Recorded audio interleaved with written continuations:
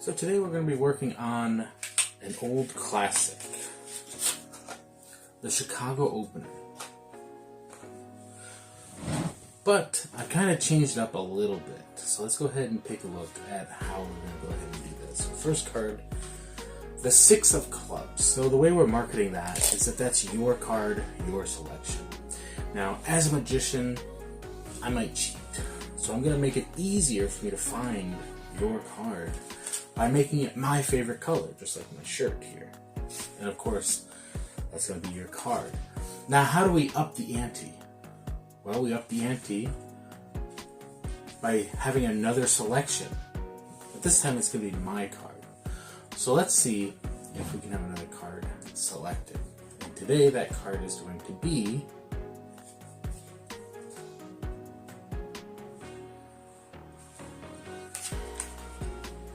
the Four of Spades. So close to the six, not quite the same. Same color though. But that's okay. So we've had two freely selected cards. Your card was the six, and my card was the... Oh, that's right. There's only one card in the deck that's purple, and that was your card. So there's no possible way that we could have your Six of Clubs over here and have my Four of Spades here. There you go. There's my Chicago Opener with a twist.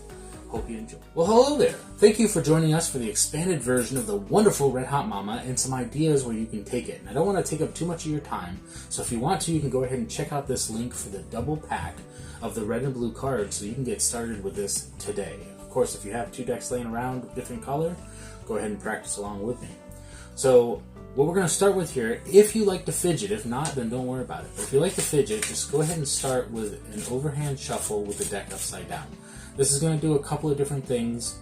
It's going to allow you to fidget in a way that's conveying that the deck is, there's nothing prepared here. So then, you're going to then spread through the cards and just kind of mention the fact that you're going to have them select a card first. All you're doing is you're just relocating the four and placing it back on the bottom before you turn it over. But you're not saying anything of this, you're just kind of just showing that the cards, we're going to have you select one. So let's go ahead and do this. Now, for me in my presentation, the way that I handle a lot of card things is I do a lot of false swivels. So a fake swivel cut, or a running cut like that, and that's going to keep everything nice and kosher there. So then we do the swivel, but don't do that. That sounds fine, but it's too clean, it's too neat, it's too final, right? We don't want that. We want to slide. So when we do this, we want to slide it down. It's just a natural progressive thing as you're coming over and back down over top of the cards. And I'll show you why in a second. But this allows you to choose an unambiguous card. This can be anything, that's fine. Now the reason why we don't want this sound is because we want the dribble. It's musical, it's nice. Now everything up to this point is still the same. We're still cutting right back to your card that is now miraculously changed purple. Now, this is where we deviate, because this card would normally be isolated off to the side and you would do the trick again. Well, we are going to do the trick again, but what we want to do is we want to get a pinky break underneath the top card, and then I'm going to do a double undercut in the offbeat as we set up the premise for the next trick, or the next phase rather, which is now I'm going to have a card selected.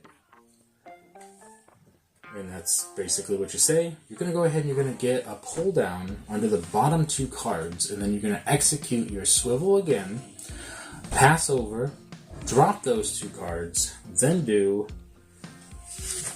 your double turnover. Now you've isolated the Four of Spades for them. Gorgeous. This top card doesn't matter. It's nothing. It's fodder. Dribble.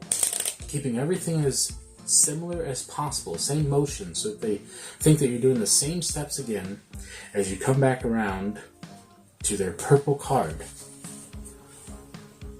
A lot of double lifts here, a lot of swivel cuts. Back to the Five of Diamonds. Oh, that's right. We forgot to isolate it, whatever your patter is. There's only one card in the deck. I only put one purple card in there, and that was your card. Same swivel motion, same swipe, same turnover. Oh, bottom packet to the table, top packet here with their card there. You can isolate this card with the deck box if you want, or have it in their hands. Oh, so if this is your card over here, that means my card must have turned to the purple one. Okay, that's fine.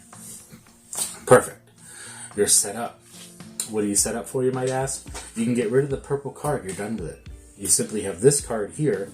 And now the real question is, what do you want to do from here? Here's what I want to do. You know what? I feel like my card is telling me something. It's telling me that I need 4 cards. We already got yours, so why don't we go ahead and do 1, 2, 3 other cards. Yeah, I think that's going to work for us. So we should have 4 cards all total. Let's see what we got. We got the 6, the 8. Oh, a pair of 8s.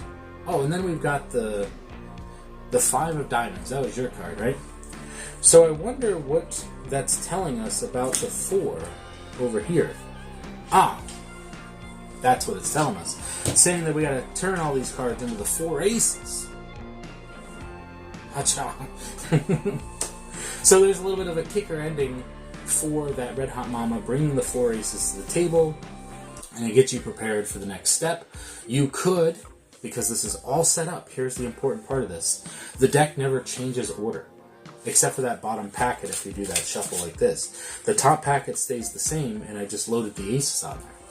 So what you could do is you could theoretically, whatever card you put on top is going to be the card that they get. Now, you don't have to set anything up with this.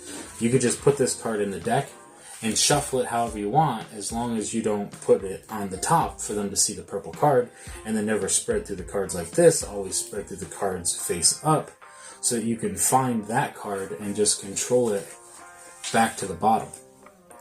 You can prepare any cards that you want here, and if you have them, say the 8 here, you could potentially just load up the other 3 8s, so that from here, you can just say, okay, well, we got rid of that. Let's go ahead and see if we can find, and you can go into like a 4 ace locator trick, or 4 8s, or whatever you want to do, but you've already found the first one, so you just put that over there. Well, that seems like an elaborate way to find one card, so let's see if we can find the other 3.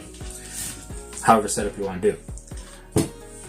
There you go. So there's my wonderful Red Hot Momma wood transitioning potential, with a method of doing it set up, or just kind of messing around with it, with just having a purple card in your deck. I took out the extra card so that I could go right into something else without. I mean, you could just take out the extra card anyway, but trust me, there's with the way that I do Magic and the way that I go into transitioning and the way that I like to do a lot of cardistry and things like that, I tend to I want to stay away from that extra little bit where it's possible of a flash of 2 cards.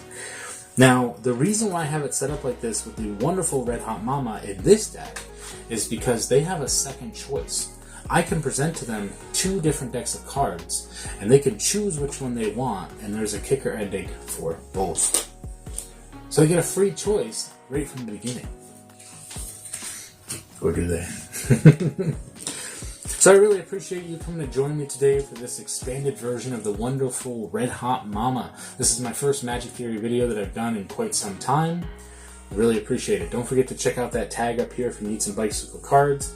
If not, you can always check out your local store that carries cards, usually pharmacies around here at least, CVS, Walmart, things like that. Go ahead and pick up 2 different colored decks.